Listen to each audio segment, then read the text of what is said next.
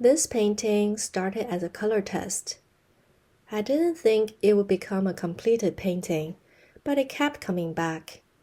Each time, I felt inspired to add a little bit more. This video is about the journey this painting took and the restart on my art journey so far. I didn't realize it at the time, but my art journey started here. Coloring with crayons with my daughter, just scribbling and having fun. I felt this rush of pure happiness. I remember what it's like to just play. I wanted something for myself, like crayons for adults. So I bought a box of oil pastels, 48 colors. I tested the colors by outlining a lion and a crow. I had no idea how to color them in, so they just sat there like this for weeks. A few weeks later, I tried coloring the lion. Oil pastels were hard to control and messy. I didn't like how it turned out, so I threw it away. The crow survived and kept sitting there. A few months later, I took a leap of faith and restarted my art practice. This time I decided to document the journey on YouTube. This is the first week of restarting my art practice. The first few days were simple pen sketches. By day 4, I wanted to bring in color. I took the oil pastels back out and painted with them for the rest of the week. By week 2, I felt brave enough to color the crow. I loved how it turned out. It felt complete enough, so I let it be and moved on to gouache for the rest of the week. Then weeks 3 and 4.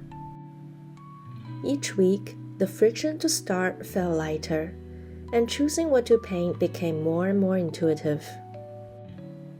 Then week 5 arrived, and the crow came back again. This time, I wanted to finish it. The crow looked great, but half of the page was blank. It felt like it was waiting for something. I didn't know what that something was. A plain background? Something more elaborate? I asked AI for ideas. The direction of the feathers reminded me of Van Gogh's Starry Night, so I started there. The first results were uninspiring. Just copy-pasted Van Gogh paintings behind the crow. I adjusted the prompts.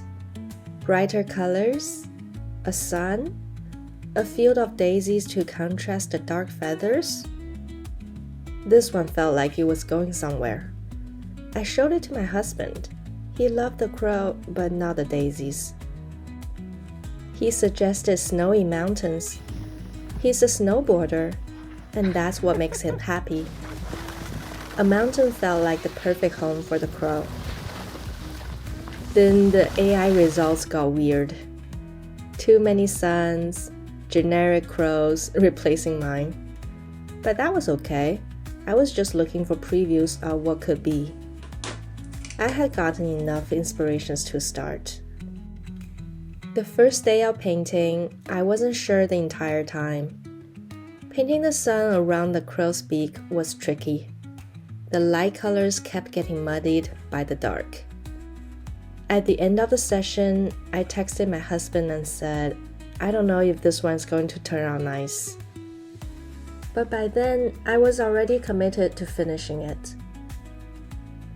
One thing I've learned over the past 4 weeks is that the ugly middle always shows up, and if I keep going, it usually passes. So I kept going the next day. I didn't try to make it perfect.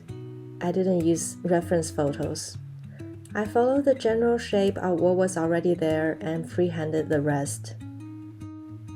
I painted fast, scribbling, layering thick.